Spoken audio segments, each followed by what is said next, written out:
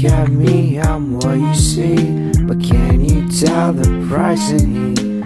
I can tell you what I need, but 20 quid will buy a bottle of tea. It's that eye. You need to have that natural understanding.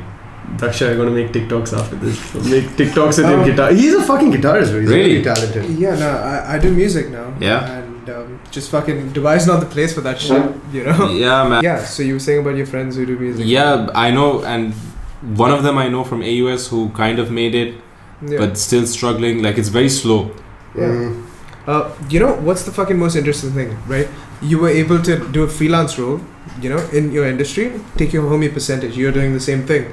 But with fucking music in Dubai, it's so weird, right? Mm-hmm. So the most promising thing I have right now is this client wanted like a theme song kind of thing to rebrand themselves, which is fucking cool. And I was like, okay, I'll do it. But obviously, like, you know, it's just a very freelance role, haven't even agreed a price. But for like actually performing and fucking doing the cool shit that, you know, every musician likes doing, in Dubai, it's controlled by the fucking bars. Who like the bars sort of own a stake in an entertainment company that procures the artists. Okay. And so the fucking bars like own the artists, and it's so disgusting because like to enter that fucking, you know, thing, you like, first of all, they choose white people big time because that's the image that Dubai is going for.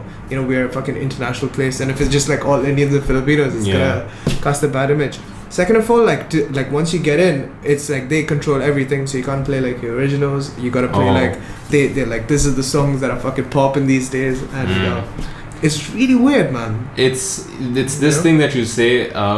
It's also the reason why you will find more creativity and more. I spoke to you about this, I think, already before. Creative content or creativity in general is not encouraged, I feel, out of experience, in Asia as much as it is in the West. Yeah. If you're in the West, you're probably gonna make it. Even if you're homeless with a guitar and you have a good voice, you're gonna fucking make it. I think Ed Sheeran is. For sure, pretty much, right? Yeah.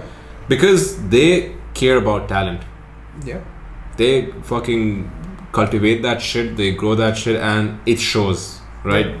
Some of the biggest, like, there's this channel on YouTube. I love watching their videos. So they show how brands came up, how Coca-Cola was built, how Five Guys was built, like all these, like how McDonald's was founded, and they break it down, and all of them come from Germany, America. You know, nothing in any of those brands I've seen has come from India, Pakistan, Sri Lanka, nothing. The best we've got is fucking Tata, like about Jaguar. I don't see any big brand that has. Name one brand that you can sit thinking right now that comes at the top of your head that came from our Asia. Zomato, Swiggy. Has Zomato made it to the US? It's there in the UK though. It's there in the UK. Okay, we're talking about international presence. I'm talking about global presence of brands from like the 90s. Yeah. Oh, yeah, fair. But that's a very interesting thought experiment, right? Because those countries were built on marketing. You know, in Asia wasn't really built on marketing. Yeah, because they were very conservative lot, right? There you go. So it's rooted down to our to the culture. fucking culture. It's in our roots. But it's more than our culture. It's more rooted in their culture to market, because they're fucking marketing colonialism. You know, they're like, this is the fucking crowd that like all of you are gonna fucking follow. There you go. Yeah. There you go. They're the trendsetters. Yeah. They're the ones who, you know, came with the. Yeah. The British came to, Yeah. You know, ironically, the thing that really surprises me the most is that people brought some solid entertainment in the form of Friends and whatnot back in the 90s, right? Yeah. And even if you look past that, even if you look at TV shows, this and that, House of Cards, fucking or like Breaking any of the Bad, other bro. ones, Fucking I fucking love Breaking Bad. all that shit. I've seen all that shit. right? I was sick, and I remember it's a long time ago. I watched every single episode of Breaking Bad. It's you know, they did this back then, and it was only as early as 2017 India came out with Sacred Games. You know, that's a long ass time in between, dude. You can't, like, 2017 to pull off shit. Come on, like you said, it's in our fucking roots. It's but now I do feel that India's like really spearheading that marketing thing. Like, now they're building an identity of their own. Like, now they're leveraging on the fact that there are people like us. Zomato for a while literally changed its Instagram bio to a meme page that occasionally puts out some business content, because they got pressure from the group organization. That's their fucking bio, right? And now they're doing their own thing, and that just makes me so happy, because now every brand is basically a meme page. And they know that meme marketing is so good. It's so... Bro, meme marketing is this fucking shit. Like, you would buy something for the sake of literally, now, every time and that's just me because now I'm working in digital marketing, but if I'm going to Nika Men or even if I'm buying a Durex condom, Durex as a brand in India is hilarious in their tweets, in the Tinder in India.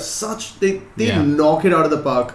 And I don't think that can ever come to Dubai. The people here and business owners here, more importantly, are so risk averse that they don't want to. But that's not what Dubai is meant to be, right? It's a fucking secure haven. This is exactly what we spoke about. Literally.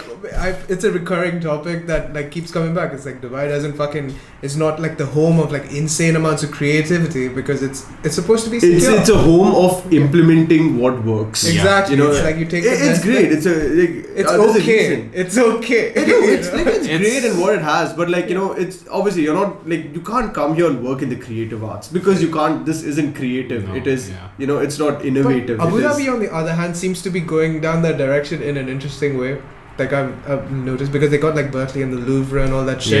And you go and meet people in Abu Dhabi and it's a fucking different vibe to the people you meet day to day. I've visited Abu Dhabi very little in my life, maybe for work, but they've got some crazy structures on the Corniche that I know for a fact.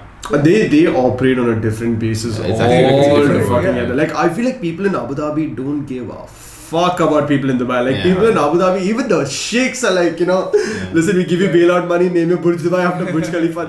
That honestly has to be the biggest fuck you to anyone. You.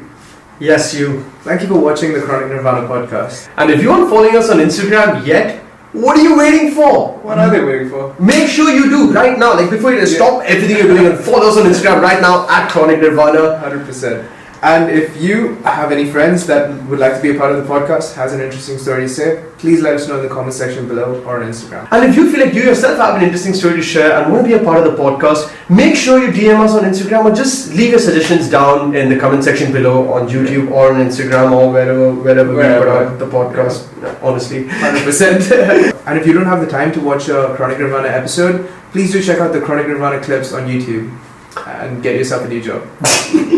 So this is Nikhil. And I'm Dakshay. And this is Chronic Nirvana.